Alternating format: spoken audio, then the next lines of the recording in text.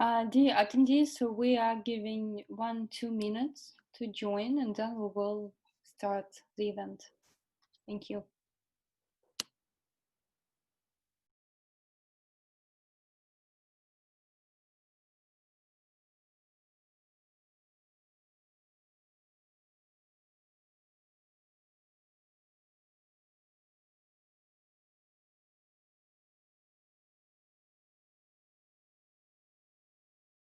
Thank you for joining this session today.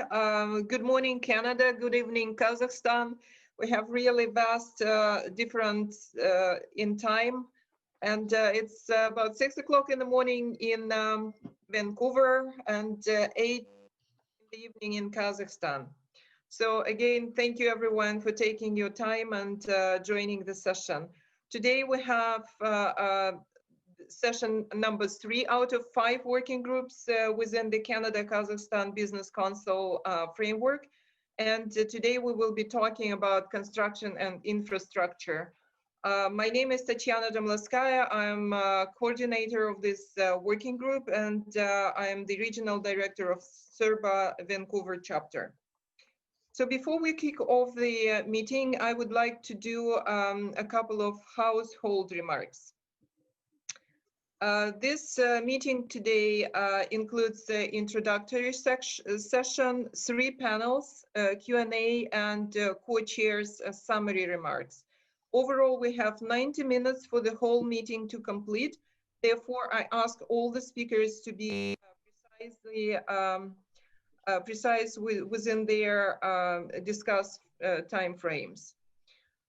There are few technical details which everyone needs to know, and I'd like to ask my colleague Vera to give 60 seconds training to everyone on the technical side. Vera, please.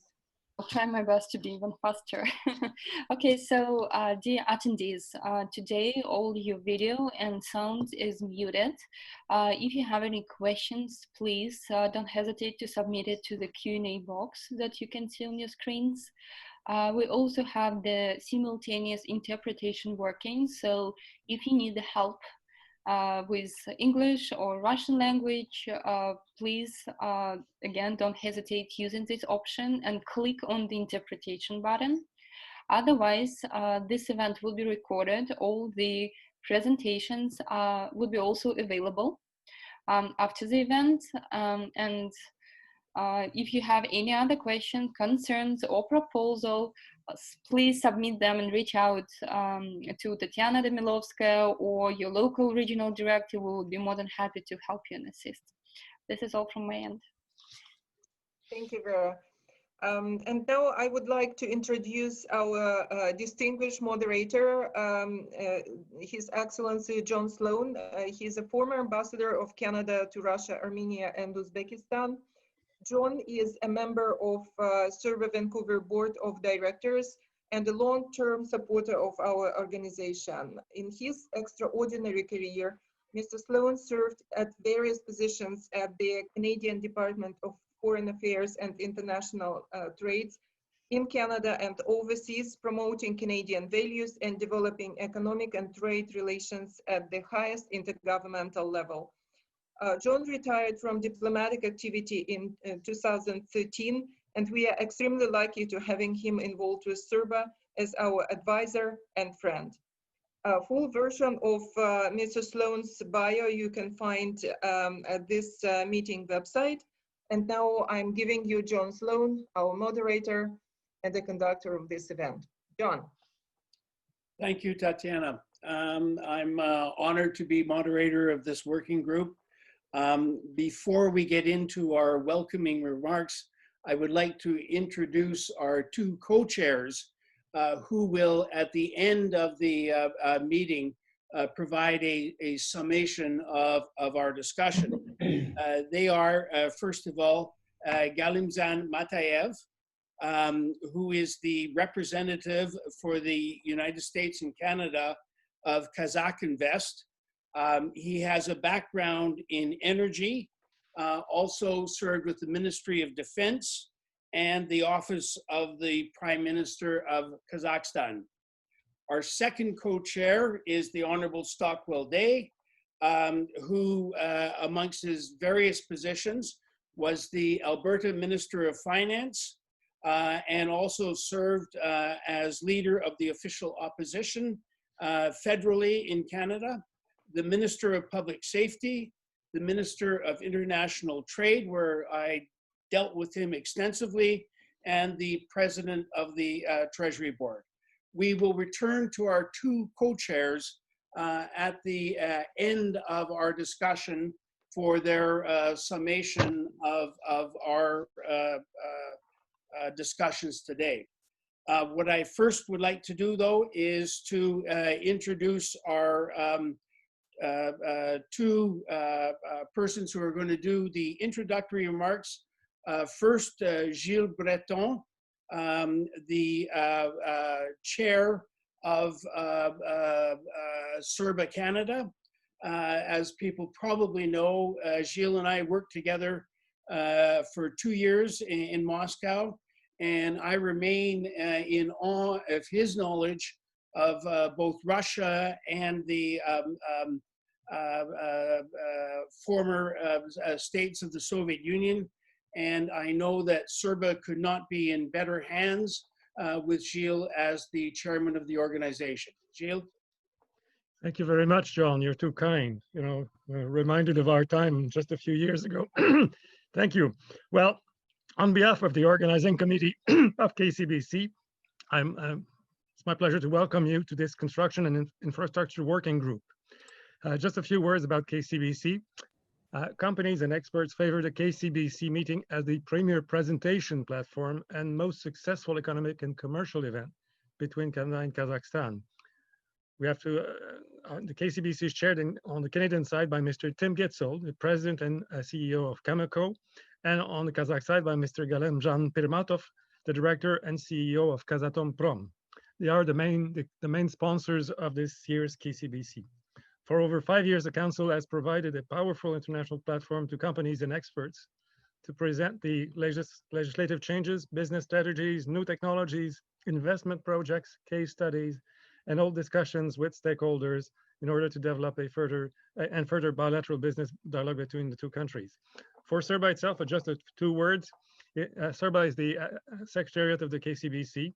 CERBA is a membership-based entity whose main objective is to advance economic cooperation between Canada and Greater Eurasia. At this time, I would like to perhaps say a few words about Ambassador Kamaldinov, whose idea it was to do this KCBC this year. I think we're very thankful to the ambassador for nudging us into action and for taking the initiative to do a KCBC online this year. Also, special thanks to our Western Canada participants for whom this is an unseemly, ungodly hour to work. So thank you very much for that. That's very true. Yes, indeed.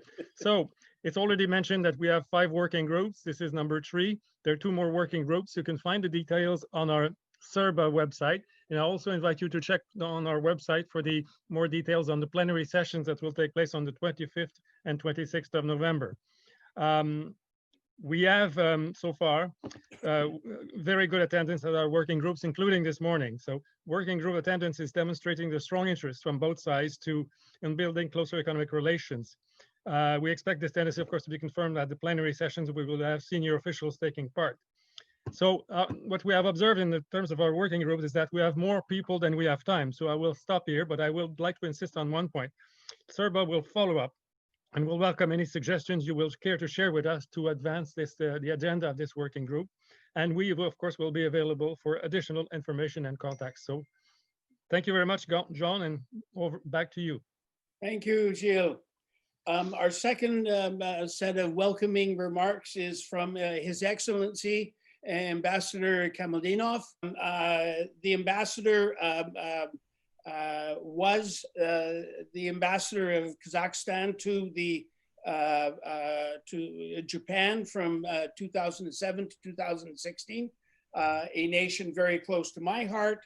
He was also Deputy Minister of the Ministry of Foreign Affairs of Kazakhstan and was appointed from April 2018 as ambassador to Canada, and from September 2018 also concurrently the Kazakh ambassador to Cuba. Ambassador, please. Hi, everybody. Good morning and good evening. It is my pleasure to welcome the participants of KCBC Construction and Infrastructure Working Group. Thank the Honorable Stockwell Day and Mr. Mataev for involvement and co-chairing the working group, to Ambassador Sloan for moderating, and Tatiana for putting all together here. The issues to be discussed today is essential. As Kazakhstan is developing rapidly, we are open for new trends and technologies and friends.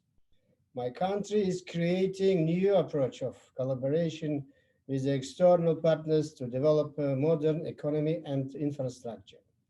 Canada is an important partner for us, not only in traditional spheres like energy, mining, and agriculture, but also for diverse topics, including modern construction technologies, smart cities, green technologies, and so on.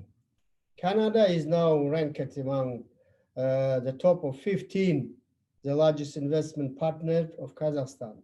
Since 2005, gross FDI from Canada to Kazakhstan has exceeded 6.3 billion Canadian dollars. In 2019, bilateral trade turnover doubled and totaled 620 million Canadian dollars. More than 170 enterprises with the participation of Canadian companies are operating in Kazakhstan. These are good indicators, but far from the limit of our capabilities. The time does not stand still. We need to expand and intensify the scope of our cooperation and work together to attract more small and medium businesses, create more favorable conditions, and open up new market opportunities and niches for bilateral trade. I firmly believe that there is a promising potential for economic cooperation, and our synergy will be instrumental in further developing bilateral relations between our two countries in near future. I am confident that Kazakhstan and Canada will successfully overcome current crisis and enter the trajectory of stable growth and set the stage for the further progressive development of trade and economic relations.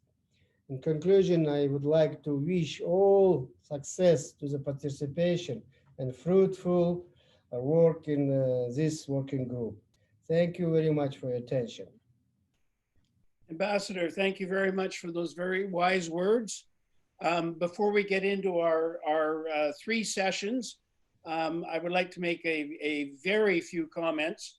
I note that Central Asia is very much an area of competition now. You have on one side the Chinese Belt and Road Initiative. You have on the other side the Russian Eurasia Economic Union. Countries like Kazakhstan, Uzbekistan in particular, who are looking towards modernization, might want to have a country like Canada, which has a lot of experience in areas where you believe that are priorities for you, might offer something in particular. So I think that this is a area of considerable possibility for better cooperation between Canada and a country such as Kazakhstan. The Canadian experience in terms of trying to develop livable cities, in trying to use our natural resources like lumber, trying to get an infrastructure in extremes of climate, I think has a lot to offer. And for those who might have access to it, I would note that this last weekend's Globe and Mail had an entire issue on the future of cities. And I think this is extremely relevant for future relations between Canada and Kazakhstan. So with that as a very minor introduction, let us turn to session 1, which is going to deal with innovative infrastructure development, challenges and opportunities for the acceleration of bilateral trade and technological cooperation. And our first speaker is Azizkhan Kudabekov. Sorry, I'm sorry, Mr. Long. A couple words, just a couple words. Ambassador, please. Oh, thank you. You are very kind. I would like to urge my partners and my friends from both sides. When I came to Canada, it's a 2.5 years, I was surprised deeply. Why? The spheres and niches to creating joint ventures and developing our economic cooperation is really big, really big. First of all, I was surprised deeply. I learned that Canada exporting to Kazakhstan horse meat. And Kazakhstan exporting to Canada fish. It's impossible, but it's true. And I would like to urge our participants, we can find everywhere, in every spheres, and every time something, chances to create something job and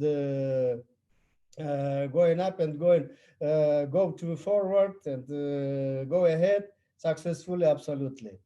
Thank you very much. Good luck. I know that Canada has also exported horses to Yakutia. So you know, we have a history of this. Yes, thank you. Thank you, Ambassador. Okay, going to our first session, but let me remind all speakers, I am going to keep you to a strict 5-minute limit. And if you go beyond that, I am going to intervene and ask you to sum up. So our first speaker is Azizkhan Kudabekov from the national company Kazakh Invest. And he will be speaking on major directions in infrastructure development in the Republic of Kazakhstan and feasibility of partnership with Canadian construction industry. Mr. Kudabekov, please.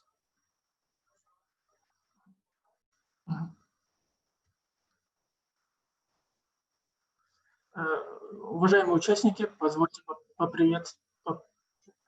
поприветствовать всех и поблагодарить за участие в сегодняшнем мероприятии. В первую очередь я хотел бы коротко напомнить о ключевых моментах нашей страны.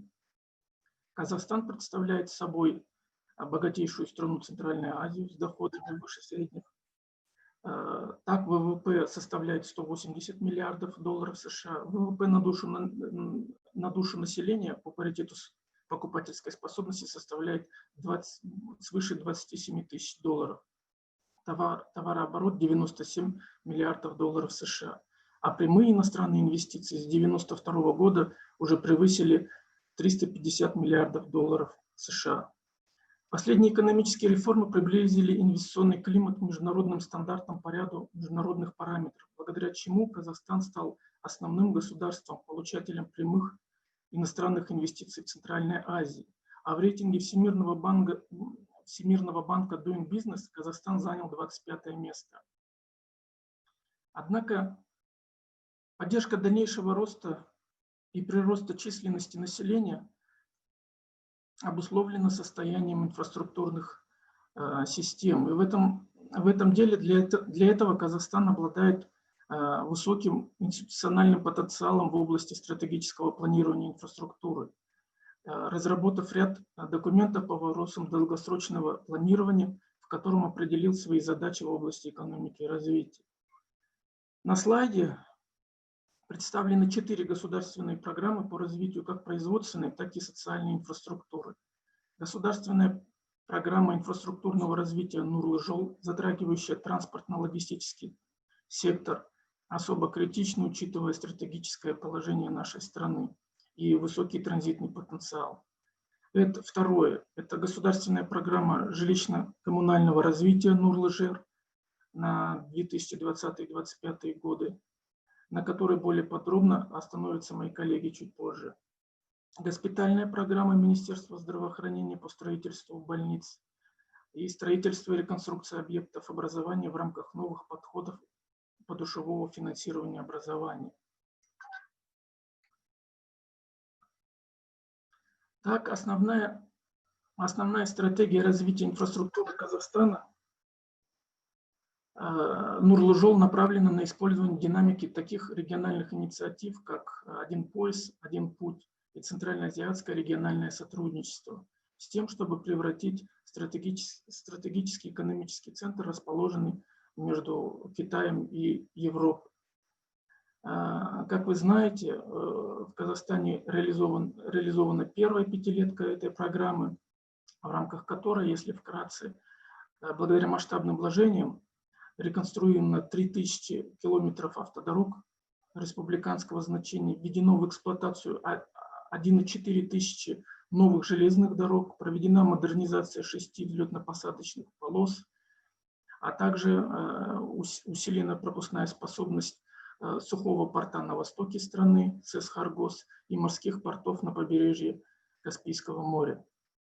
С 2020 года начата реализация второй государственной программы инфраструктурного развития Нурлы-Жол, в рамках которой предусмотрена дальнейшая модернизация инфраструктуры страны.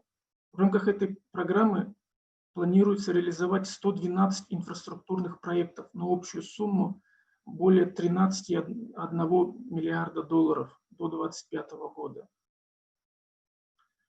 Другим направлением сотрудничества могут быть инфраструктурные проекты в области здравоохранения. В настоящий момент общий износ медицинских организаций составляет 56%, и при этом уровень оснащенности составляет 73%. В рамках госпитальной программы в период с 2019 по 2024 годы запланировано строительство 20 больниц вместо устаревших 40, что позволит обновить ключевой коечный фонд Республики Казахстан на 50%. Общая сумма инвестиций для реализации данных проектов составляет свыше 2,7 миллиарда евро.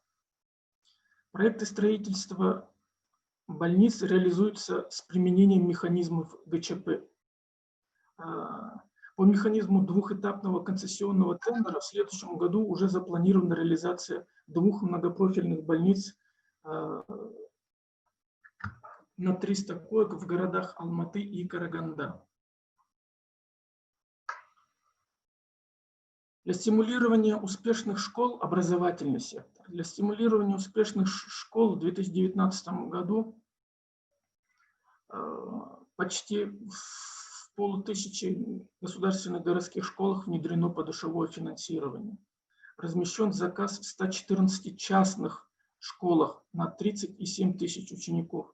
Сегодня развитие системы образования и науки в стране является приоритетной задачей государственной политики. Принято беспрецедентное решение об увеличении расходов до 7% от ВВП. По поручению главы государства решен вопрос увеличения финансирования науки. Общий объем финансирования науки в ближайшие годы возрастет почти вдвое и составит 69,6 миллиардов тенге. Как вы можете увидеть на слайде, общая сумма дефицита ученических мест по Республике Казахстан составляет 169 тысяч ученических мест. Несмотря на то, что программа начата недавно, уже в нескольких городах страны реализуется ряд проектов по строительству международных частных школ совместно с Сингапуром и Объединенными Арабскими Эмиратами. Стоит отметить, что данное сотрудничество несет в себе потенциал и гуманитарного и культурного характера. В случае реализации проекта строительства частной школы со стороны государства могут быть оказаны следующие меры государственной поддержки. Первое – это возмещение инвестиционных затрат, части инвестиционных затрат в размере 96 месячных расчетных показателей за одно ученическое место, либо 47 месячных расчетных показателей в случае реконструкции. При этом период осуществления данных выплат государством осуществляется в течение 8 лет с ежегодным увеличением с учетом инфляции. Операционные затраты возмещаются в течение периода эксплуатации школы, то есть почти на весь период функционирования школы, и составляет 281 тысяча тенге за одно ученическое место. Данные суммы, они индексируются на размер. Mr. Kudabekov, you have already gone through our 5 minutes. Could you please move up your presentation as quickly as you can? Спасибо, да. Вот, сектор образования является тоже перспективным направлением для сотрудничества. И на следующих слайдах я хотел бы предложить конкретные инвестиционные проекты, которые в данный момент находятся в пайплайне Казах Инвест. В случае заинтересованности по данным проектам может быть направлена любая подробная информация в виде тизеров или контактные данные моих коллег, в том числе, где можно обсудить детали того или иного проекта. Спасибо за внимание. Thank you very much. That was an extremely interesting presentation. And I think there's probably a lot of interest in the priorities of Kazakhstan in terms of long-term investment. Moving on, our second presentation in section 1 is Nathan Lysons, of the Canadian Embassy in Kazakhstan. And Nathan will be talking about green infrastructure, international strength, and possible synergies. Nathan. Thank you for that. I think I've taken mute off. As we're getting this set up, I'll just note it is an honor to speak at this session with such a distinguished other speakers. And I want to give a big thank you to Tatiana and everybody else, Gilles and everybody else at CERBA for organizing this. I've seen the work that went into it, and so I know how much they did, and it's nice to see it paying off. I won't repeat what was just said. That is what I will go over, and I am aware of the hard timeline, so I don't want to get cut off. So what I will say quickly here is. Around the world, green infrastructure has emerged as a strategic focus. Governments are prioritizing it to address energy efficiency, environmental conservation, urban living challenges, and resource management. Consumers are demanding greener and healthier living spaces. Where Canada fits in this, Canada's Investing in Canada plan will invest close to $190 billion over the next decade in domestic infrastructure. As part of this plan, $26.9 billion is allocated towards green infrastructure. Additionally, the Canada Infrastructure Bank will use $35 billion in federal investments to attract further private sector and institutional investment to new revenue generating projects in Canada. So this substantial program is expected to further strengthen our expertise in infrastructure development. And on this slide, you can see a number of different areas where Canada has particular strengths. This is specific to the green building industry. But I would just note that already in 2018, the infrastructure sector in Canada accounted for more than 10% of the national GDP. It employs close to 1 million Canadians, and our infrastructure services exports, including engineering, architectural, and construction services, were almost 9 billion in 2018. So this is an area of strength for Canada. We have a lot to offer Kazakhstan in the world, and there's a large demand for it. The global demand for infrastructure services is rapidly growing. The Global Infrastructure Hub estimates that by 2040, the world will be facing a US $15 trillion gap between projected investment and the amount needed to provide adequate global infrastructure. COVID-19 has, of course, had some impact. It has created project delays, but those projects are now slowly resuming. There's, of course, uncertainties. Much of the world right now is experiencing a resurgence in COVID cases, so this is something to be aware of. But what the pandemic has not changed is the underlying demand for green infrastructure. In fact, governments are likely to invest in subsectors both to stimulate economic growth, but also to meet environmental goals. And therefore, green infrastructure has strong potential. As it's been noted already, Canada and Kazakhstan, we have similar climate conditions, we have similar economic composition, and so our infrastructure challenges are also quite similar. One area where we have identified a possible complementarity is in green buildings. The environmental argument here is quite simple. Buildings currently account for 40% of the world's energy-related carbon dioxide emissions. The economic argument is increasingly compelling as newer and greener solutions come down in initial costs and long-term savings from greater efficiencies are realized. The demand here is already substantial and it will grow. The market for global green building materials, just the materials, is expected to be over 432 billion by 2024. In this area, Canadian solutions vary from cold climate building envelope construction, triple glazed and fiberglass windows, to thermally efficient insulated concrete and rammed earth building systems. Essentially what's happened is that the climate creates a demand for efficient building component solutions to reduce the energy needed to heat and cool buildings, and industry responds.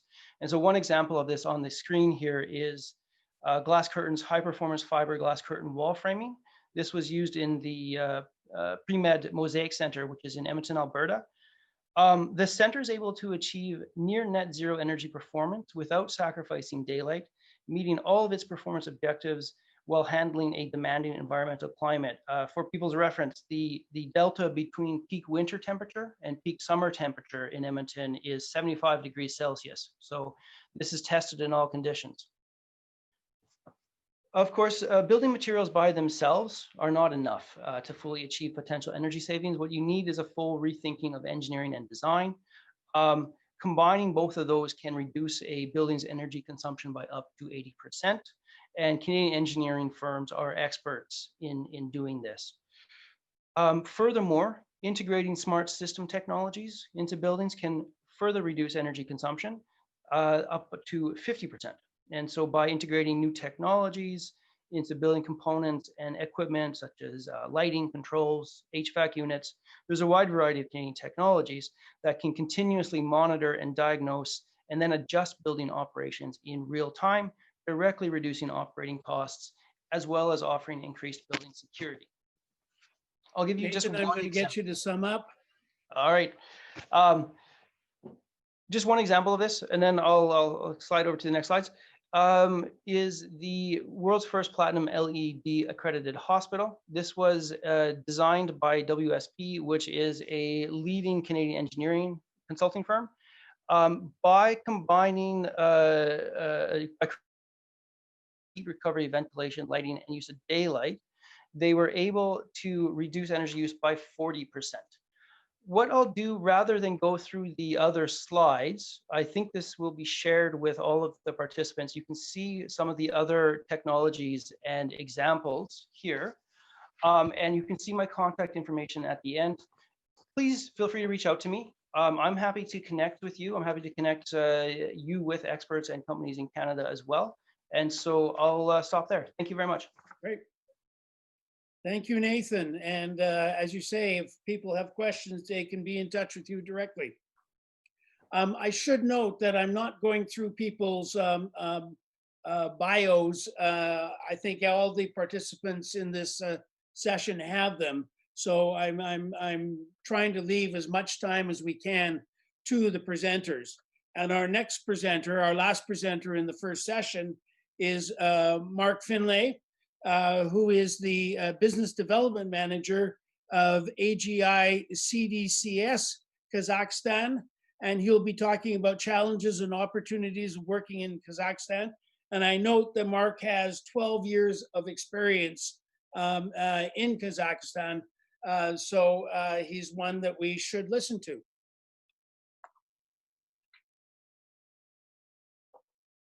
Mark.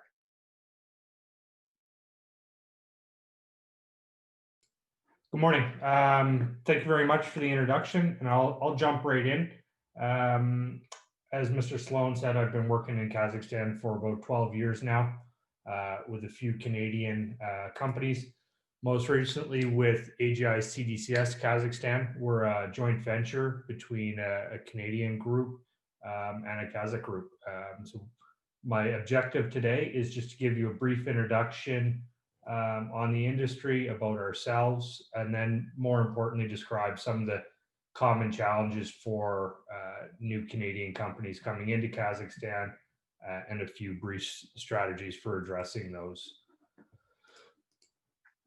So AGI-CDCS, we are primarily a oil field service company, but that extends into the civil construction sphere. We've been around for 20 years now.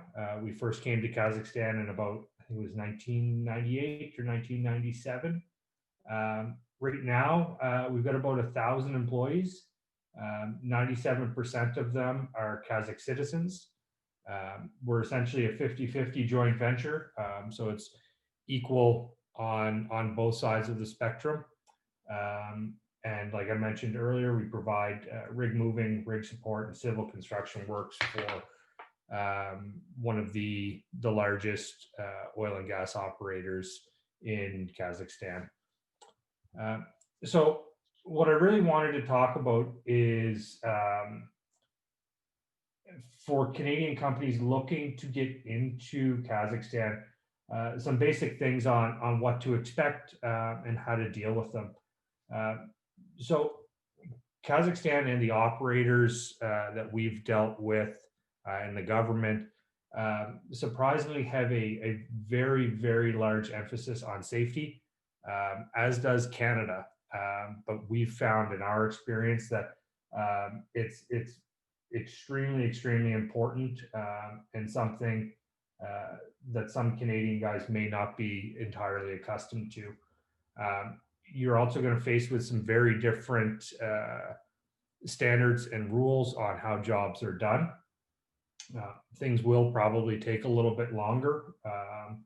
And then I also want to quickly talk about some of the different avenues for securing work and establishing your presence in the country.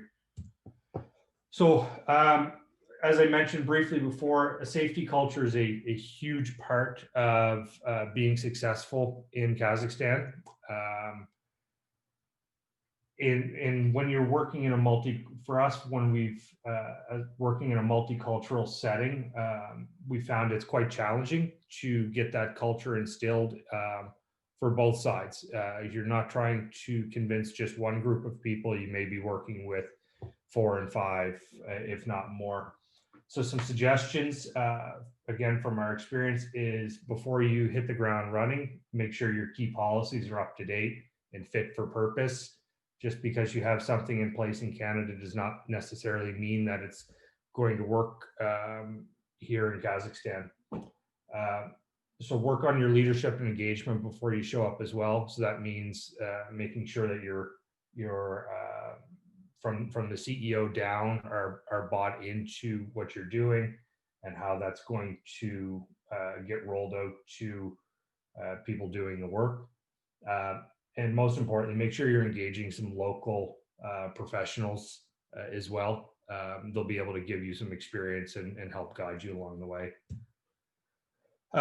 So as I mentioned before, some of the standards and practices are going to vary differently by a lot, and that's going to affect how you're going to be able to do the jobs, how you're going to bid the jobs.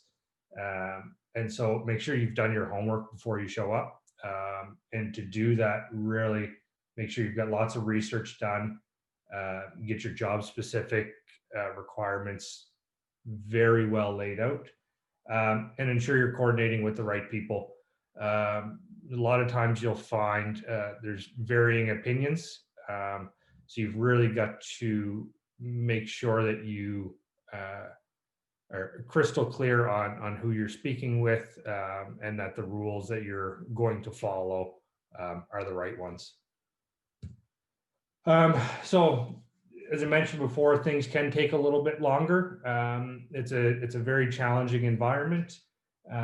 So be patient and prepared. Some of the reasons things take longer, frankly, is the supply chain is different.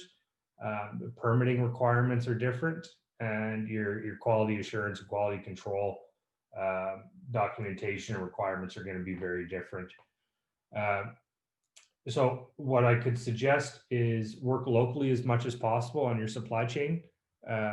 There are an increasing number of products and services available in Kazakhstan from very qualified, very professional Kazakh firms. So whenever possible, when you're doing your work and you're bidding your job, make sure that you're looking locally first. It'll save you a lot of headache. And quite frankly, we do it all the time. It's been very, very successful for us and very, very fruitful. But when you're doing that, also make sure you've taken a little bit more time on all your contractual points, specifically with the documentation or permits that are required. You can get yourself into a lot of hot water if you haven't cleared those things up in advance. So quickly, I'll talk a little bit about how to secure some of these jobs that some of these other presenters have mentioned. Attending sessions like this are fantastic tools for building your network, for being aware of what's going on. But the advice I would give to a Canadian firm looking to take the next step is it does take a lot more than this. So I would honestly, you need to be on the ground a little bit. You need to be very active in the community. Having a presence helps. And it doesn't take a lot to get started in Kazakhstan. Especially recently, the government has made some fantastic steps to make things easier for small and medium-sized groups looking to establish, foreigners included. So my advice would simply be to go, look at what options are there, and it's as simple sometimes as just starting, as getting a small branch office established, working with some local qualified experts who can guide you, who can help get you a little bit more plugged into what's actually happening on the ground. And as brief as that all was, I will quickly wrap up. So we found that a very good commitment to safety in Kazakhstan will really take you a long way with clients. Respect and understand the community will also help a great deal. Be present early and often is the biggest one I could say. And overall, from somebody who's worked with multiple foreign companies in Kazakhstan, it's been fantastic for us. We really enjoy it. We're continuing to invest in the country, and we wouldn't hesitate to recommend to other Canadians to do the same. So if you have any questions now or after, I'm happy to take them. But Mr. Sloan, that's all I have. Super, Mark. Thank you very much. I was just about to ask you to sum up, but thank you for a super concise presentation. Okay, that ends our first section. We're going to do Q&A at the end. So if people have questions for Mark, please put them up on the Q&A button. Our second session is dealing with sustainable modern cities, cost-effective construction, safe social spaces, and friendly urban environment.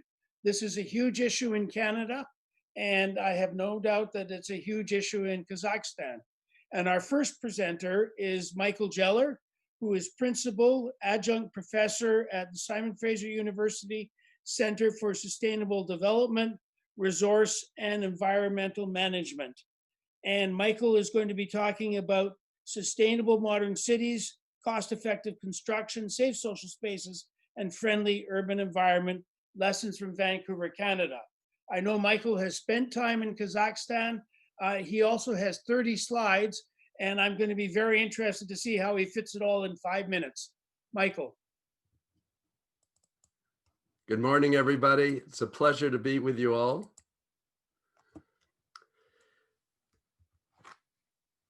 I'd like to talk about three things. First of all, how do we create more livable cities, both in Canada and in Kazakhstan?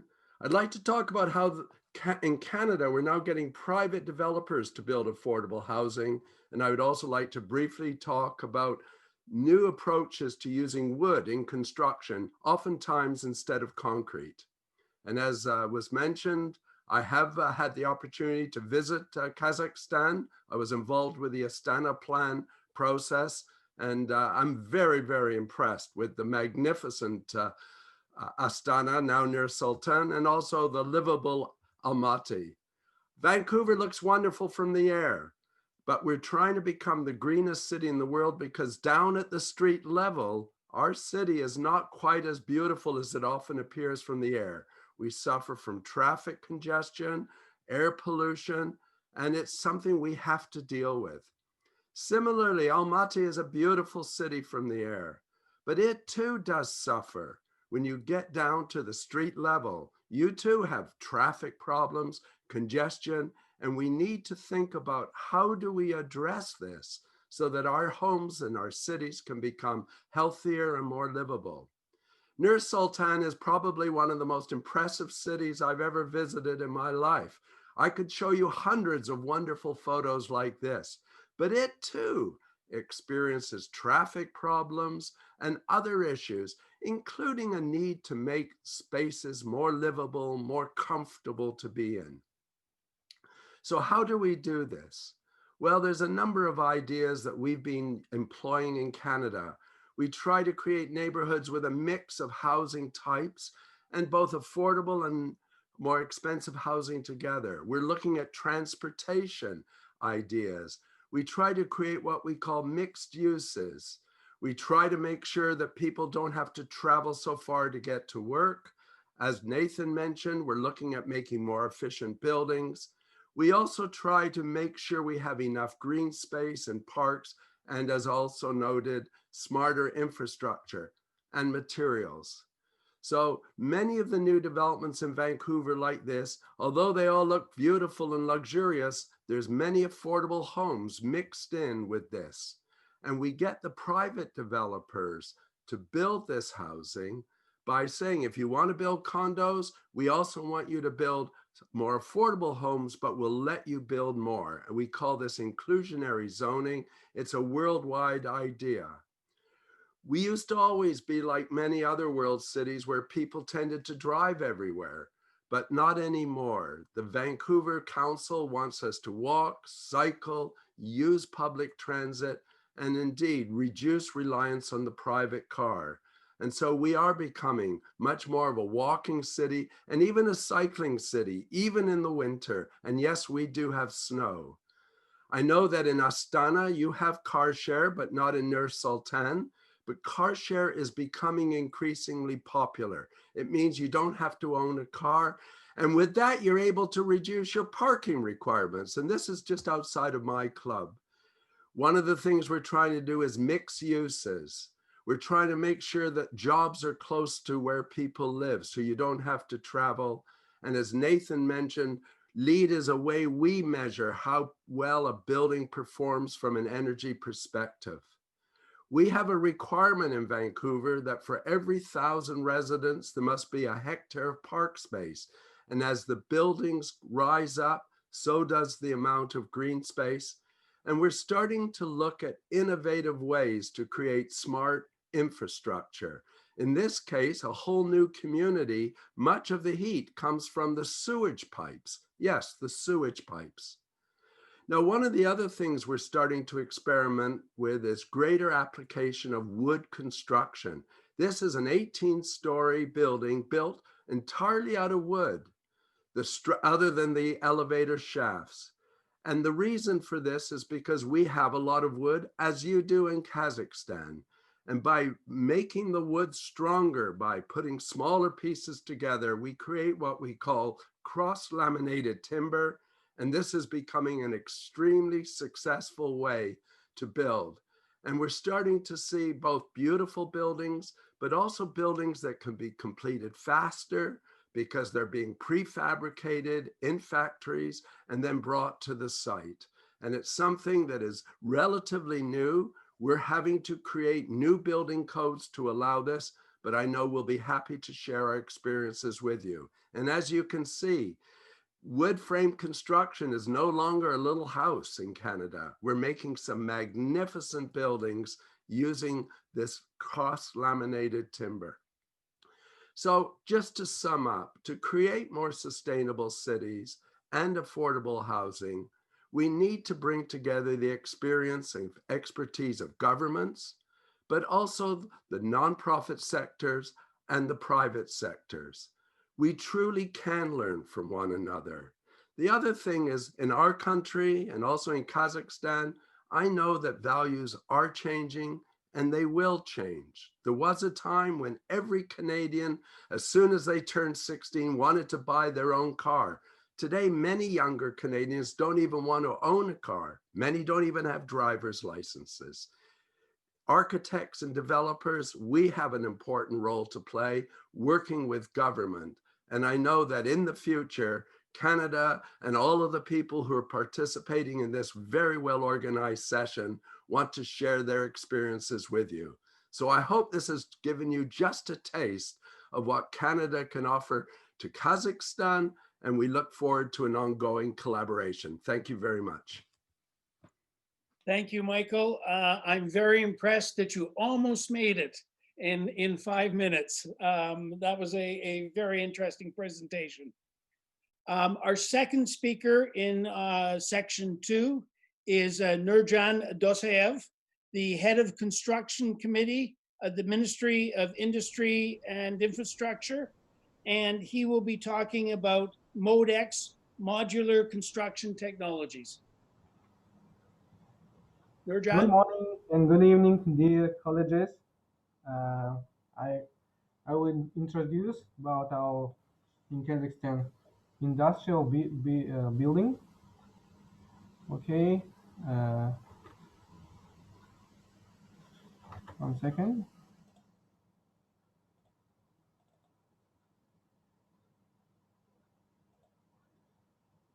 Okay, you see presentation? Can I speak in Russian? В Казахстане, так и во всем мире мы не отстаем от новых технологий в сфере строительства. И у нас 2 года назад построен очень большой завод MODEX. Это автоматизированный поточный процесс изготовления железобетонных конструкций модулей. То есть в Казахстане, как и во всем мире, в Германии, в Сингапуре, модульное строительство набирает большую популярность во всем мире. Его, как из лего, строят готовые дома до 16 этажей.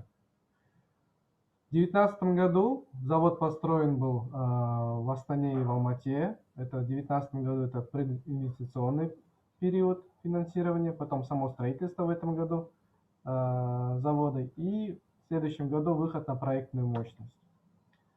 Всего сейчас на заводе 400 сотрудников работает. В третьей очереди больше 1000 сотрудников будет работать. Сегодня имеется главный производственный корпус и главный офис. Завершаются монтажные работы, пусконаладочные работы для технологического оборудования. Создаются рабочие места. Из этих объемных блоков возможно возведение до 16 этажей всего за 3 месяца. Сейчас это очень актуально. В Казахстане ежегодно сдается более 14 миллионов квадратных метров жилья. Очень актуальны высокие темпы строительства. Вот. Всего к 2022 году планируется в год выдавать более 500 тысяч квадратных метров жилья. Модульные блоки – это как готовые комнаты. Из завода они выходят полностью под чистовую отделку. Это различные фасадные решения имеются. То есть готовые комнаты с сантехническим оборудованием, обоями даже, и системами «Умный дом». Здесь вот технические характеристики есть. Используется материал керамзитобетон. Вот такой технологический процесс. Есть готовая форма. сначала прокладывается арматура, потом заливается бетоном, термическая обработка влажностная, распалубка, вынимание сердечника, потом подготовка чистовой отделки, полы, стены, сантехника. И готовый блок уже направляется на строительную площадку. Строятся жилые комплексы, коттеджи, объекты социальной сферы, торговые павильоны, служебные помещения. В этом году из-за высокой скорости монтажа этих модульных блоков в связи с пандемией коронавирусной инфекции COVID-19 в экстренном режиме были построены 12 модульных больниц во всех регионах страны. Вот первый госпиталь был построен в Астане, в городе Нур-Султане. Его площадь почти 7000 квадратных метров. Его возвели за 15 дней, за 2 недели. Всего использовано 111 модульных блоков, уже готовых. Оставался только монтаж. Такие рекордные сроки построены за 15 дней. Также и в других регионах. В Алматы, Шымкенте, Кызылорда. В общем, во всех регионах республики были построены такие здания. Очень быстро. И строятся жилые здания. Вот, до 16 этажей в различных регионах Республики Казахстан. У нас сильно отличаются климатические и сейсмологические параметры. И в сейсмике, и не в сейсмике, и в суровых северных районах. В принципе, возможно строительство данных зданий из этих объемных блоков. Очень рекордные сроки. В целом все. Спасибо за внимание. Thank you, Nurzhan, for a different perspective on construction and what is appropriate for specific environments. Our third speaker in the second section is Oljas Salikov, who is Director of Residential Construction Assets at Bilateral, Kazakhstan, and he will be talking about residential housing support instruments at Bilateral, Kazakhstan. Oljas? Добрый день, уважаемые коллеги. Я надеюсь, меня слышно хорошо. Я рад приветствовать участников сессии. Большое спасибо за приглашение. Я являюсь руководителем жилищного блока национального управляющего холдинга Байтерек. Я отвечаю за различные жилищные программы, которые реализуют наши компании.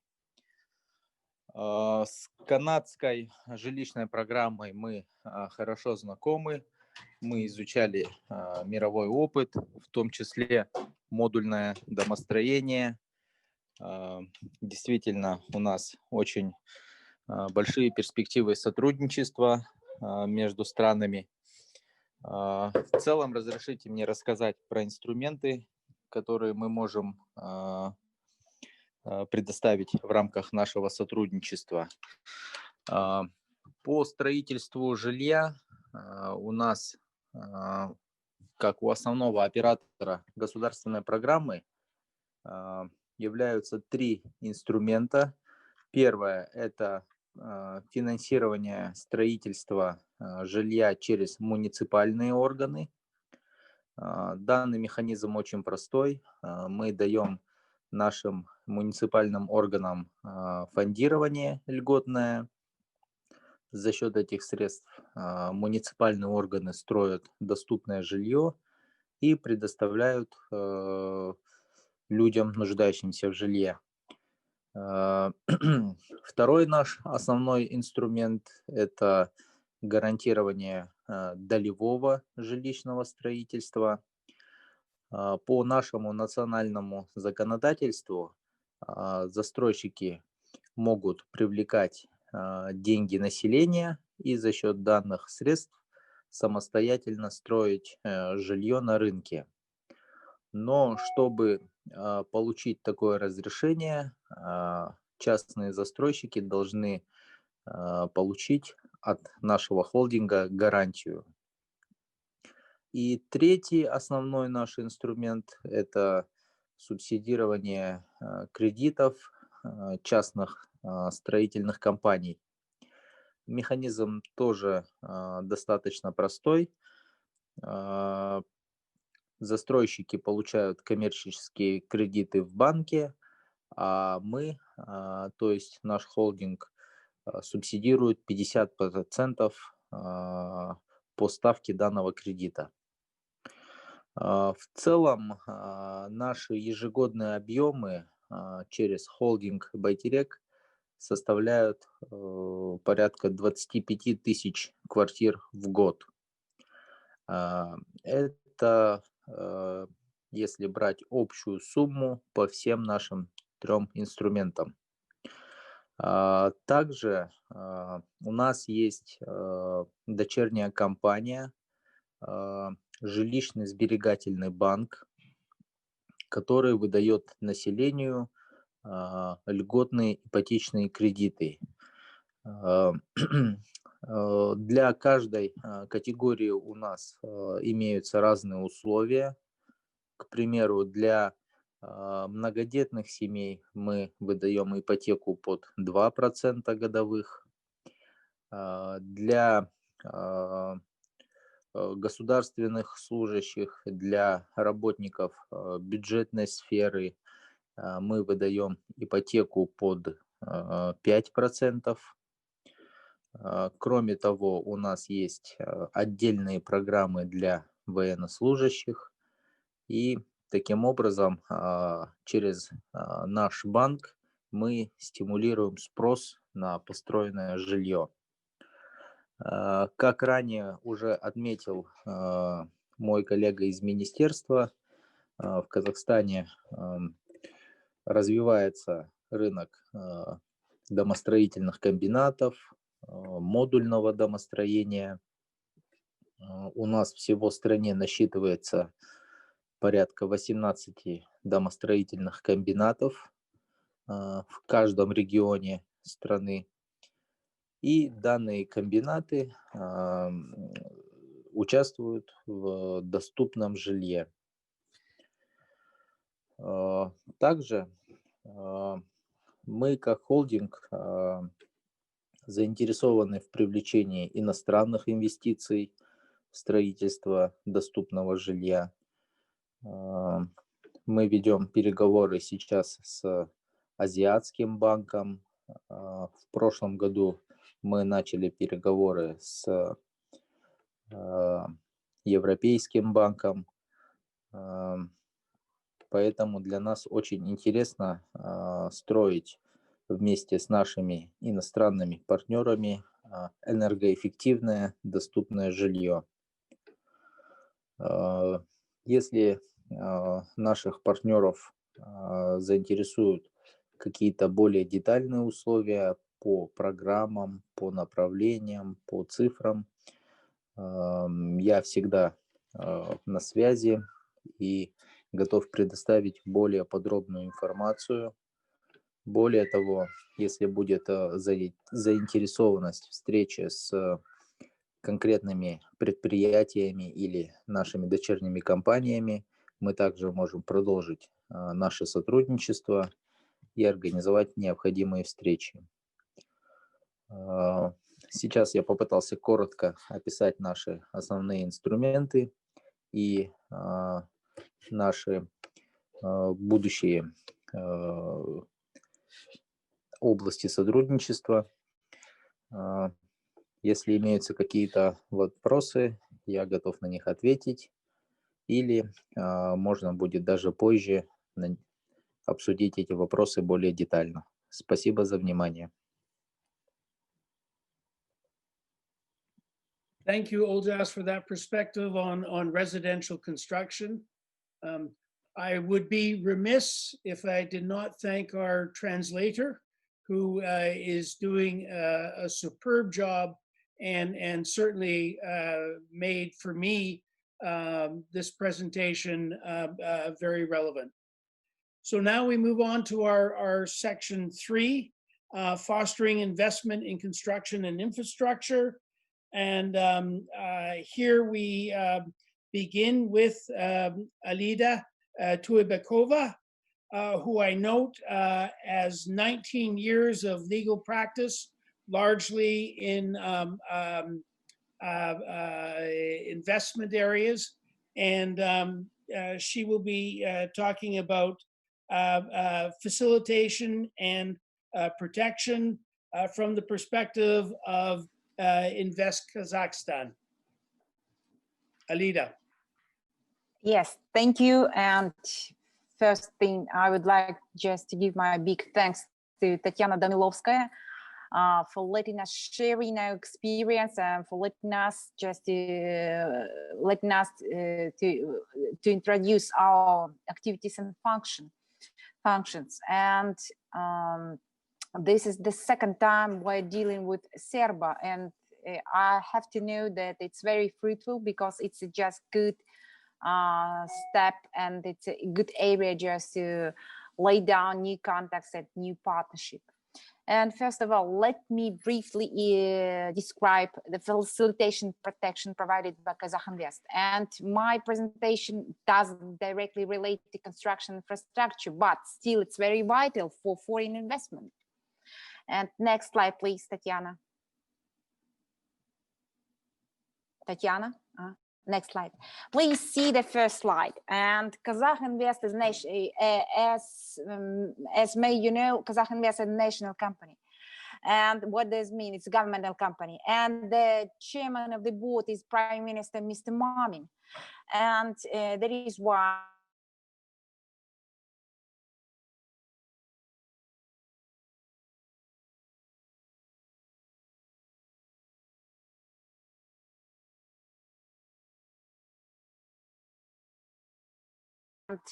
regional development.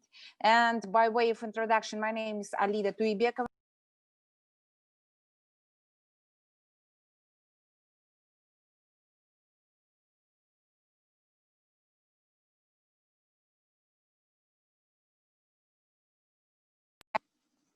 Policy advocacy and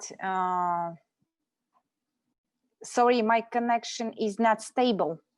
Does everyone hear me? Could you please confirm? We can hear you now.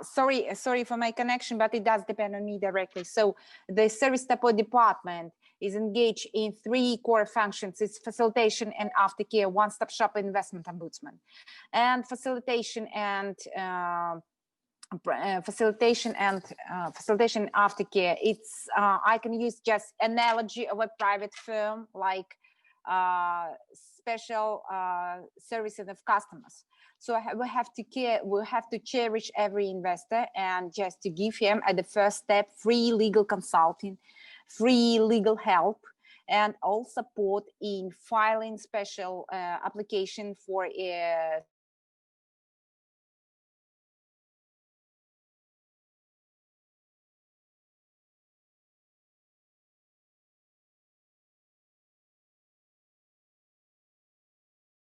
overseas level, because Kazakh Invest has overseas representative in Europe, USA, and Asian countries. As to one-stop shop, I think it's a well-known term.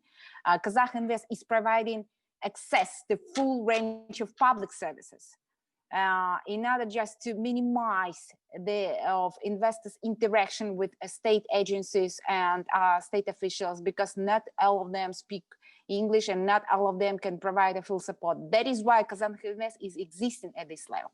And investment ombudsman. Under this task, we're delivering troubleshooting services, including dispute prevention mechanism. And the investment under the laws of Kazakhstan, the investment ombudsman is Prime Minister Mr. Mamin. So we are organizing with the investments committee the work of investment ombudsman. So we are collecting investors' complaints. We are providing a review of investors' complaints, and we're organizing the special review and session at the Coordination Council, which is headed by the Prime Minister. Next slide, please. 3 core functions of service support of Kazakh Invest. And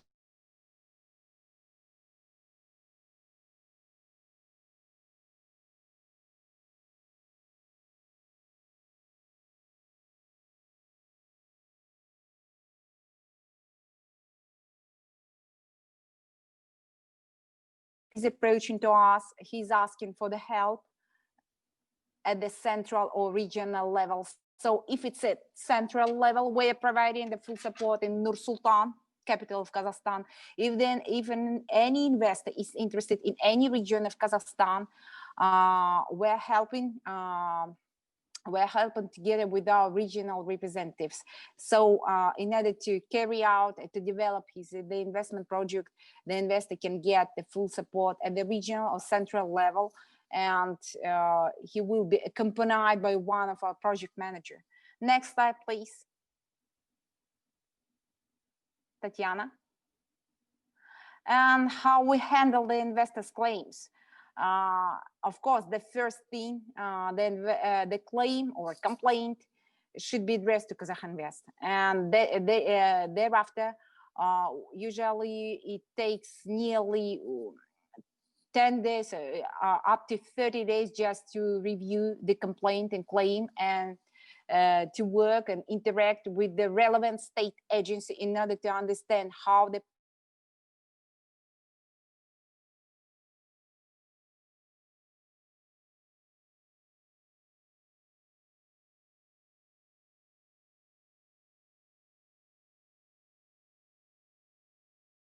powers just to resolve this problem. We're submitting further this complaint to Coordination Council, which is headed by our Prime Minister. So if the problem can be solved at the central or at the highest level, the investor is happy. But if it's not happy, if we cannot find a solution, and also the Coordination Council cannot solve this, because there are serious legal problems, serious legal obstacles, we have just to review the problem and to create legal amendments and to submit these legal amendments to Ministry of National Economy and Ministry of Justice. So, but quite often we're helping the investors, and most of them are happy, but sometimes just we cannot do this. But in 75%, we have access. Next step, please. And how to sign the investment contract. The investment incentives are provided under the investment contract. How to sign the investment contract? There are two ways. The investor can file the center, like special public service center, which is where the public services are provided by all state agencies, or the investor can file the application form online on the special website e-Lysons KZ. And Kazakh Invest here is not service provider. Kazakh Invest here is just to help to file the application and to fill in the application. And if the application should be filed with the document, with the required documents for investment contract, and if it's accepted and registered and all documents are in place, thereafter the application will be reviewed by the Ministry of Finance, Ministry of National Economy, Ministry of Agriculture and Statistics Committee of National and Ministry of National Economy. Thereafter, if the review process goes with success and the application is approved, the investment contract is signed between the investor and the Investments Committee of Ministry of Foreign Affairs. So when it's just usual misconception of all foreign investors that investment contract is free, it's just a legal document. No, investment contract is modal and template one. So no one can negotiate with investor special conditions. Only this section on investment incentives will be changed. But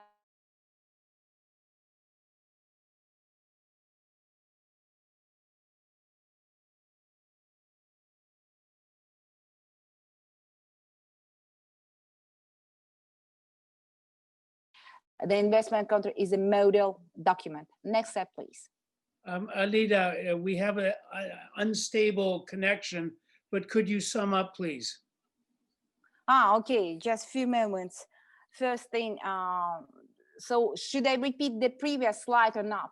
No, people have been able to read the slides. So I think just a summation would be Okay, what's needed. I have to be, yes, okay, I'll try to be short. So first thing, in Kazakh Invest, you can get the facilitation, protection, and also any investor can send the suggestion for legal amendments. So the policy advocacy, investments facilitation, aftercare, protection is provided by my department. That's first thing. The second thing, it's very important one. All foreign investors should be aware there is no, the investment contract is a template. It's a model one, so it cannot be negotiated. It cannot be discussed. He should sign the model document, but only the parts on investment incentives will be changed. Third thing, when we say investment,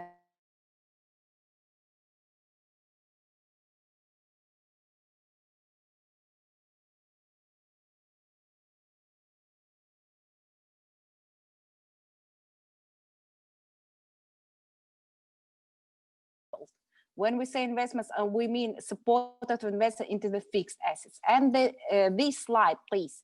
See, we're providing investment incentives under the, the previous slide, please, Tatiana. We're providing investment incentives under the investment contract, which is signed between the government and the investor, and the government is represented by the Investments Committee of Ministry of Foreign Affairs. And investment incentives are provided for investment priority project, investment project. And when we say investment priority investment project, we mean project in special priority areas, and special priority areas is listed in the specific governmental decree. We're providing all the documents, and usually investment incentives include duty-free input of equipment, accessories, and spare parts, land plot or state income grant. It also includes tax incentives in relation of 3 taxes: corporate income tax, not be mentioned because it's just not important, and this instrument will be deleted soon from our law.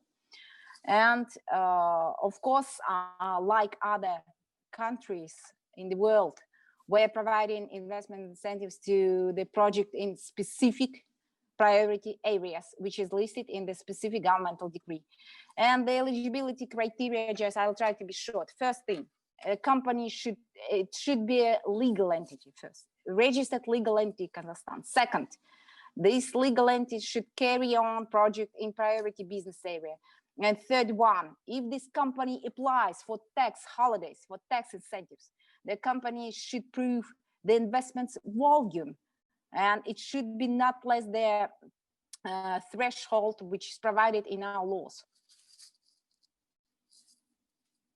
Okay, Alida, thank you very much. I think probably because of the unstable connection, people will have to look at your slides afterwards with greater attention. But that was a very interesting presentation on protection and facilitation. So thank you. And we will move on to our second presenter in section 3, Famer Engin, Senior Regional Manager from the Export Development Canada, who will be talking about a brief overview of Canadian export support programs for Eurasian markets. Good morning. Thank you very much. Good morning. Good evening, everyone. It is a pleasure to be part of this working group. Thanks a lot for the invitation. I don't have too much time to provide you a detailed picture, but I will introduce EDC and talk a little about our activities in the local market to give you a sense of who we are and how we can help you in Kazakhstan. Next, please. Export Development Canada is the official export credit agency of Canada. We are a crown corporation, so we are owned by the government of Canada, but we operate on commercial principles. We are one of the largest ECAs and one of the most capable ECAs in the world. We have AAA credit rating. These days, not many institutions left with a AAA credit rating, especially after the impact of COVID-19, but we are one of the few. And we have about $65 billion worth of assets under management. Next, please. If you include all of our products, our support for bank syndications, insurance, financing, bonding solutions, we facilitate about $100 billion worth of financing every year. As I mentioned, we are one of the largest and we are one of the best ECAs in the world. And we've been around for a very long time. It's been 75 years. So we have a very detailed understanding of the markets and very detailed know-how in this space. If you look to the geographical and sector breakdown, on the geographical side, obviously, North America has a lion's share, but we are also keen on emerging markets. We do quite a bit of in the emerging markets as well. And on the sector side, the main sectors are by resources, we mean oil and gas, so it's oil and gas and mining. But more and more, we want to support innovative sectors or sectors that are going to be shaped by innovation.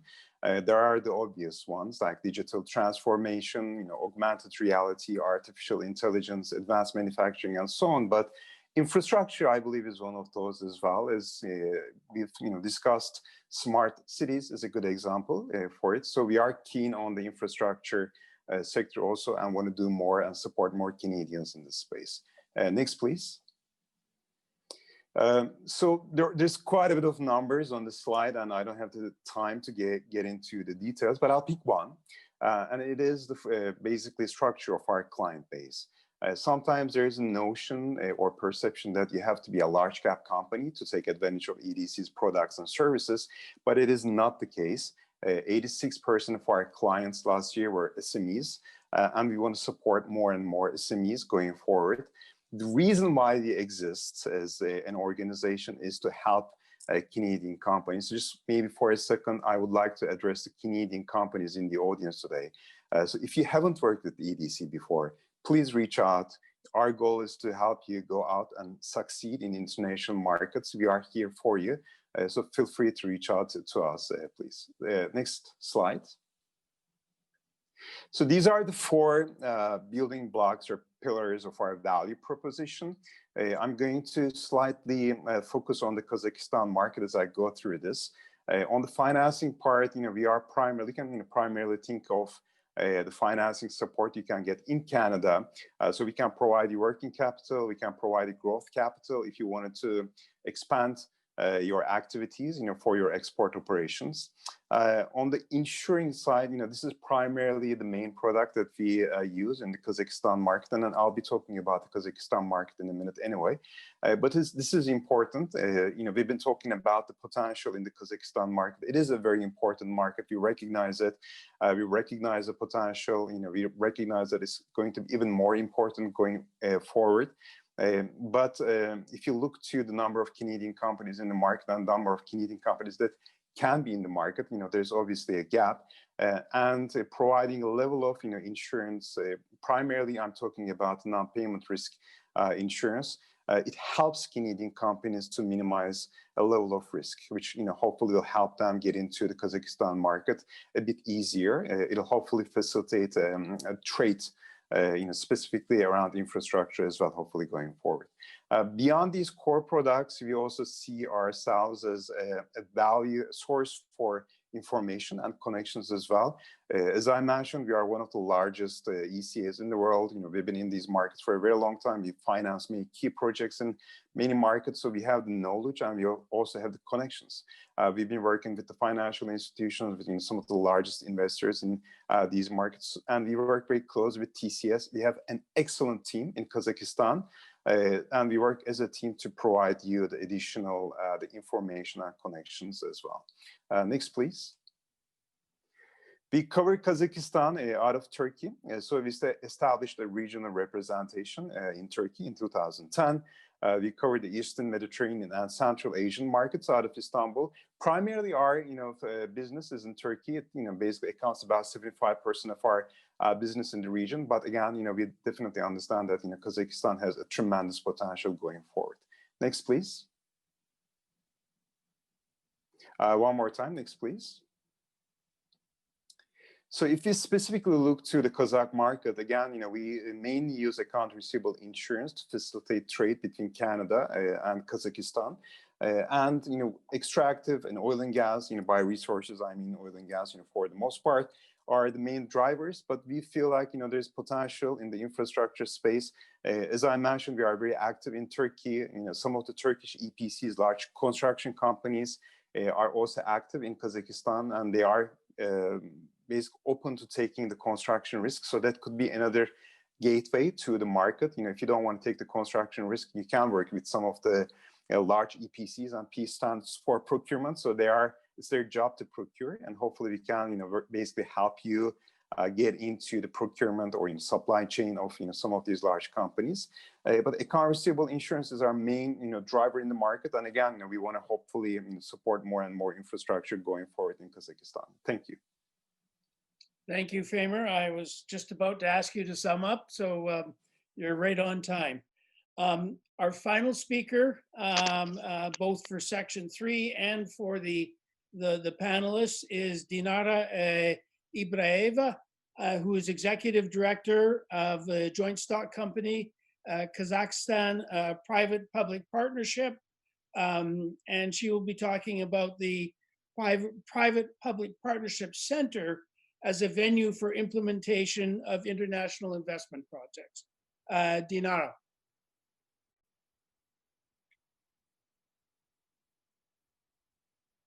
Спасибо большое за то, что предоставили слово. Спасибо за то, что пригласили участвовать. Я завершающий спикер, и, как мне говорили когда-то, завершающий спикер должен быть либо кратким, либо интересным. Я постараюсь быть как минимум краткой, и поэтому давайте начнем. Следующий слайд, пожалуйста. Это тенденция развития проектов ГЧП в Казахстане. Как вы видите, пик развития пришелся на 2018 год. Проект закона ГЧП был принят в 2015 году, отсюда такое постепенное нарастание. Ну и сейчас по понятным причинам проектов ГЧП значительно меньше, но мы надеемся, что ситуация изменится после того, как мы выйдем из этого кризиса. И по-прежнему мы будем в тренде на уровне 2018 года. Следующий слайд, пожалуйста. Проектов ГЧП 824, если быть точными, но здесь 50%, более 50% проектов и 4 сферы, которые занимают эту половину. Это социальная сфера, это контракты жизненного обеспечения, как предсказуемо, что это сфера образования, здравоохранения, спорта и жилищно-коммунального хозяйства. Я сразу говорю, что подавляющее большинство проектов в Казахстане это проекты малых форм ГЧП, однако же есть и крупные проекты, о которых я буду говорить ниже. Следующий слайд, пожалуйста.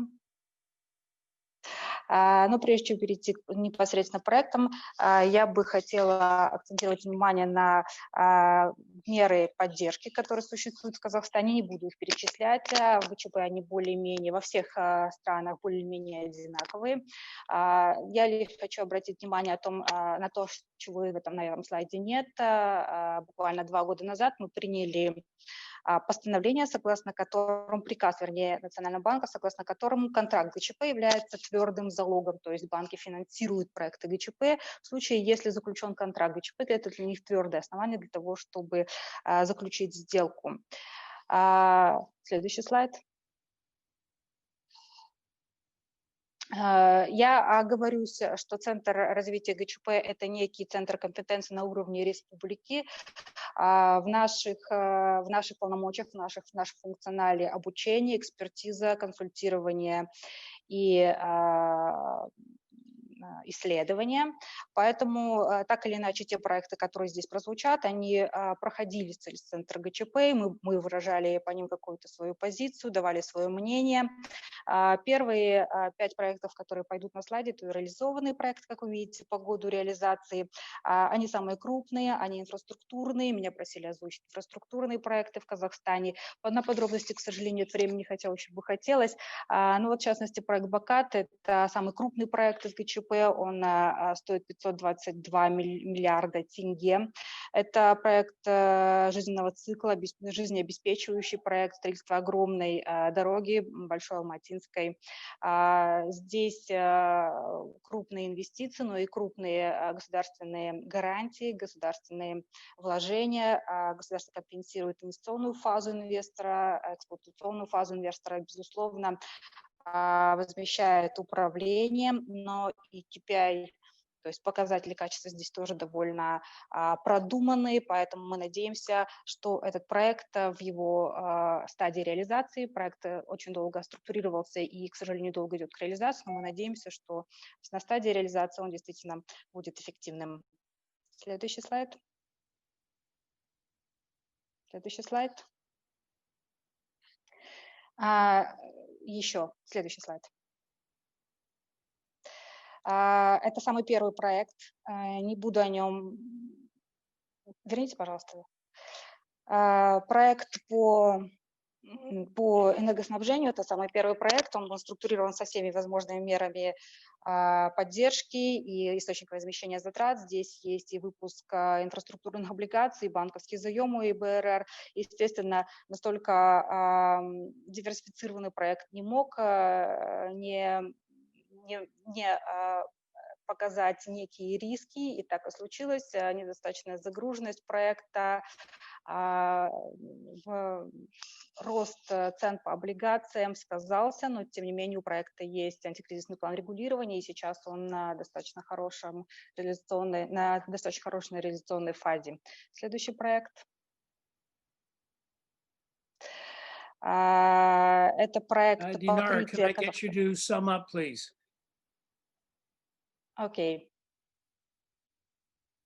Прошу перейти на 2 слайда дальше.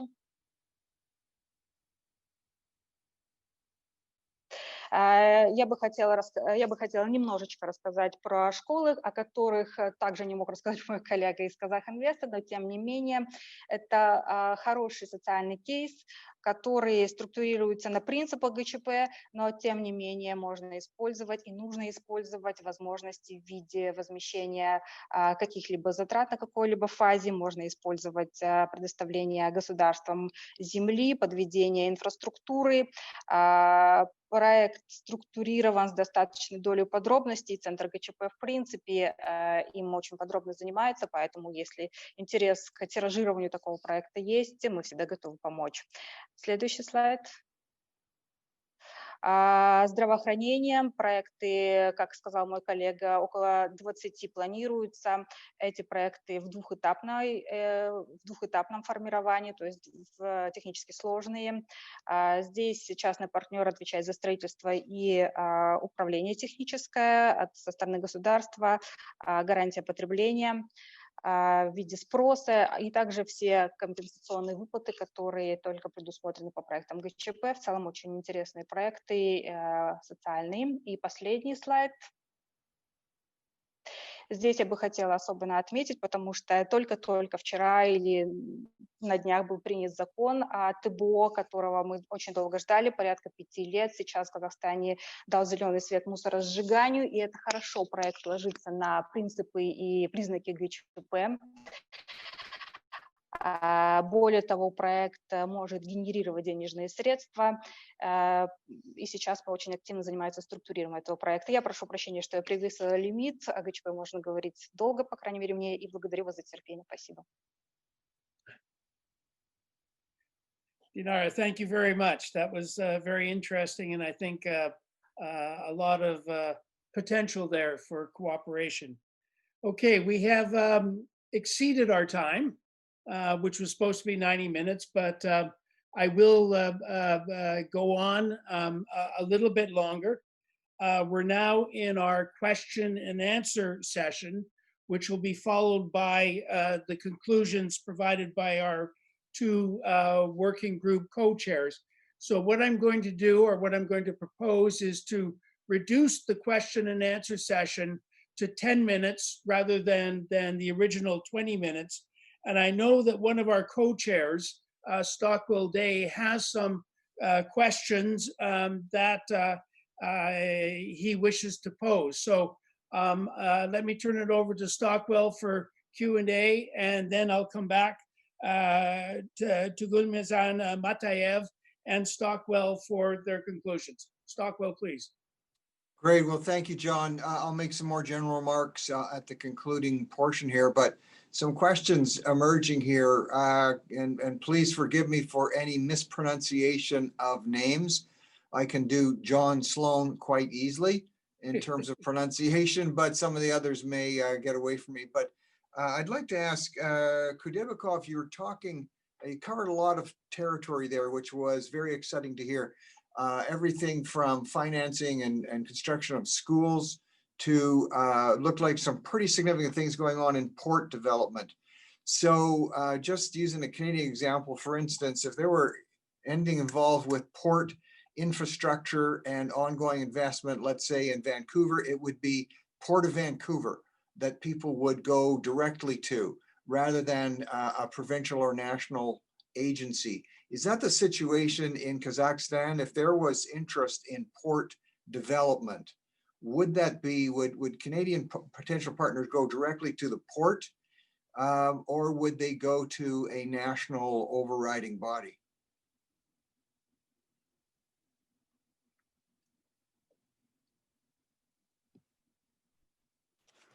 And while you're thinking about that one, I see a question, Danera, in terms of the private-public partnership. Вопрос, наверное, ко мне. Да, вопрос, наверное, ко мне. Okay, great. Вы видели на слайде? Go ahead. Вы видели на слайде, да, был проект по строительству порта в городе Туркестан, буквально с участием турецкой компании. Он буквально недавно завершил свое структурирование, и уже документы внесены в отраслевое министерство. Безусловно, интерес к портам есть, потому что ни для кого не секрет, что порт – это точка инфраструктурного развития, потому что даже туристические проекты, которые в Казахстане сейчас реализуются под номером 1, они очень связаны с транспортной инфраструктурой. По поводу того, какова процедура, безусловно, Казахстан открыт для иностранных инвестиций, тем более, что тот порт, который был на слайде, он реализован с привлечением иностранных инвестиций. А процедуры очень стандартные, то есть данный аэропорт был инициирован по механизму ЧФИ, то есть частный партнер, имея какой-то актив, обратился к Республике Казахстан с инициативой его реализации. Поэтому, да, безусловно, милости просим. All right, thanks. That's helpful. I see just a quick follow-up question, and it's related to, I think I'd like to put this to Nurzhan, if I have the name correct. You heard Michael from Vancouver talking about the advancement of wood construction on a pretty grand scale in terms of developments there. Can you give us an idea? What's the degree of interest you think in Kazakhstan right now related to wood product in terms of even high rises and advanced building projects? Is that emerging? Is it already in place? What do you see as the growth potential there?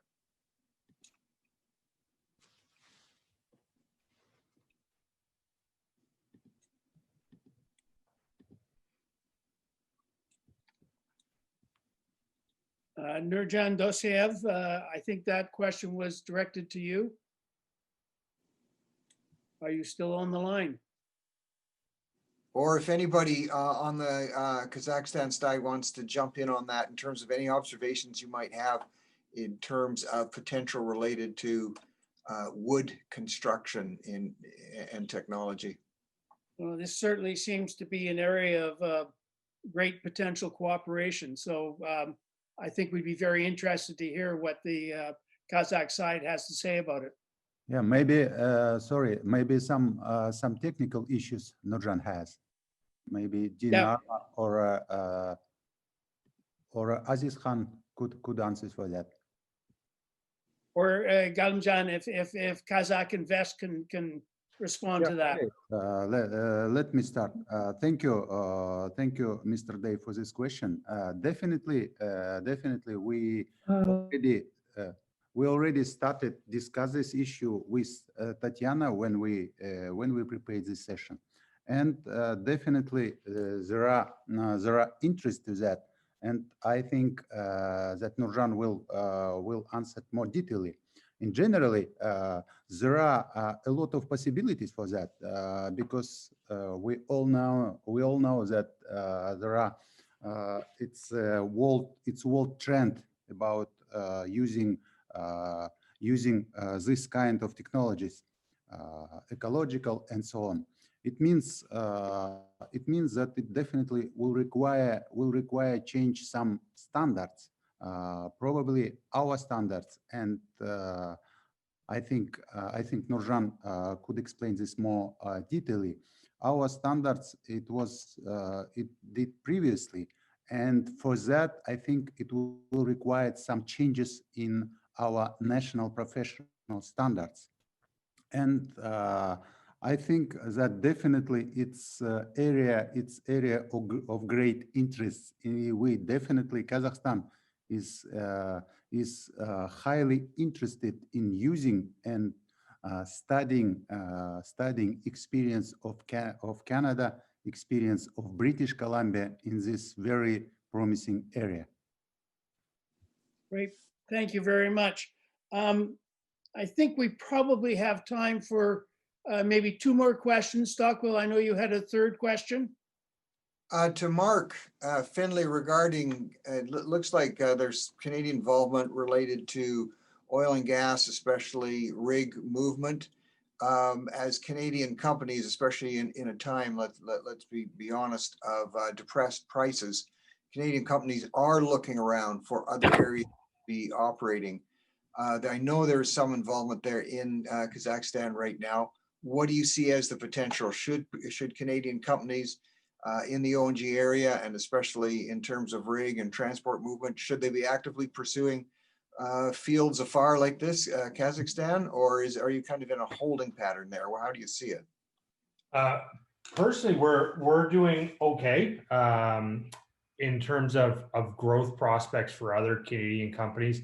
There certainly is some opportunity, but where it's quite a capital intensive business to get started and the infrastructure requirements, it is fairly challenging to come in as a brand new company. If you were say Mullins Trucking or something here in Alberta and you wanted to go set up shop in Kazakhstan, probably an easier path would be to reach out to somebody like us, frankly, and say, hey, is there an opportunity for us to partner up and to expand, rather than trying to come and set up all of the maintenance shop and the infrastructure and things like that you need to run a rig moving and trucking business.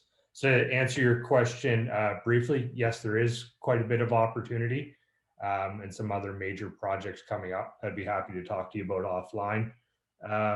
So yeah, there definitely is. But to go back to my earlier presentation, a lot of homework and research would be required before doing so.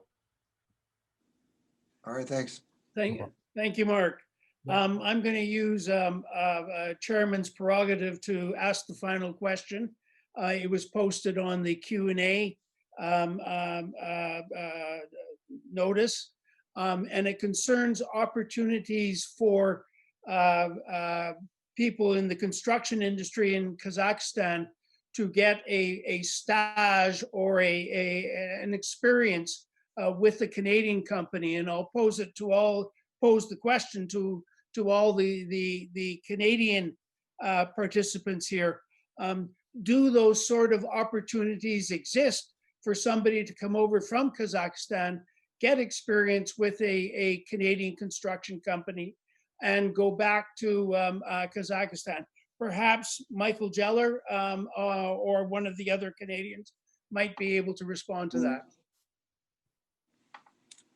Certainly, there are companies, especially those that may have some connection to Kazakhstan and Eurasia, who would be willing, I think, to have somebody come over and work. One of the largest construction companies in Vancouver, ITC, the founder's name is Ryazantsov.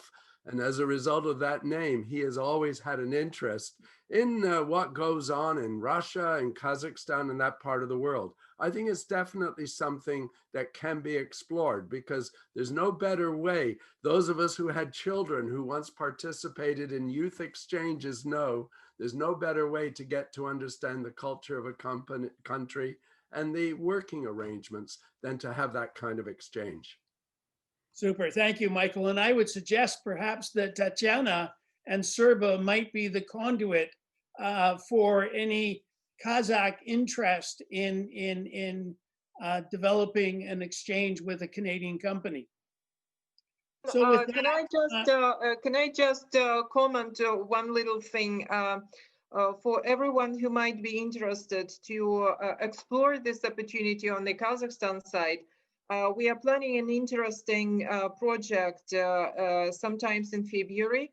We already have some experience of bringing on board groups of professionals, business professionals on different areas and help them to understand the culture or the business culture of this country and experience of certain industries through the visits to the companies, through meeting with the companies' executives and absorbing this information, which help them definitely to understand and to better build up relationships with between the countries.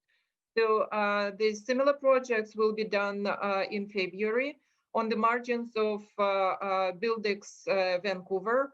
And it will be completely devoted to the construction industry.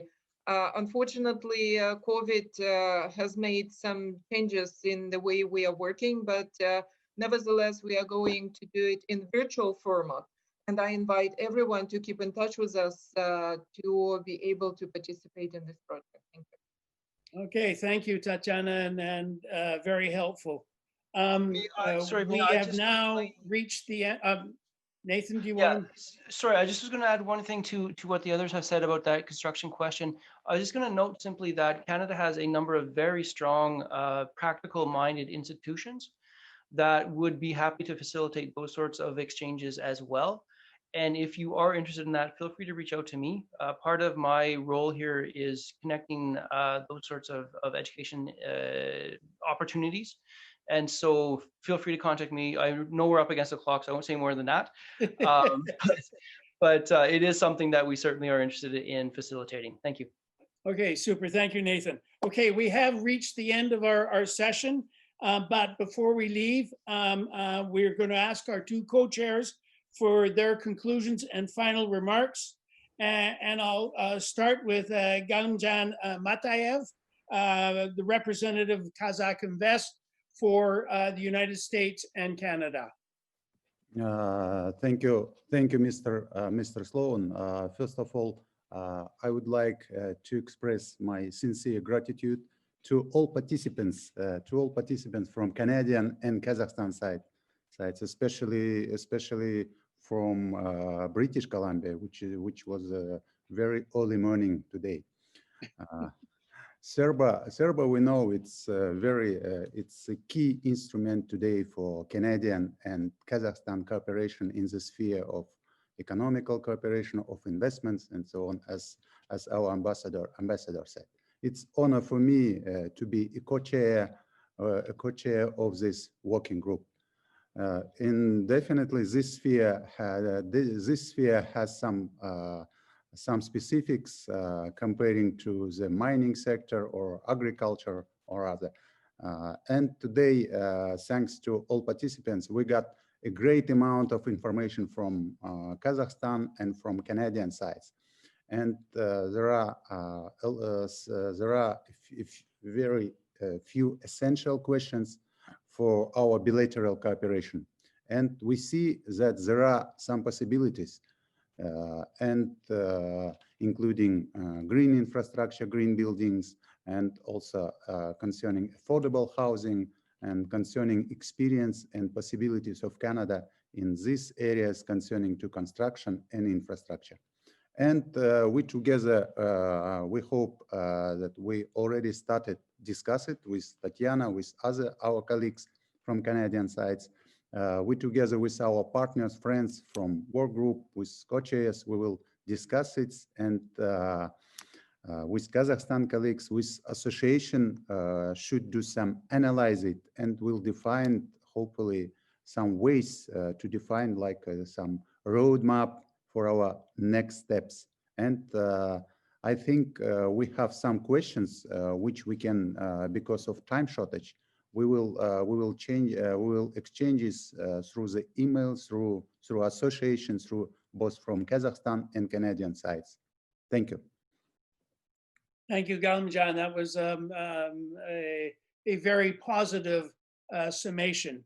And now for the final word, I will turn to Stockwell Day for a summing up of our discussions.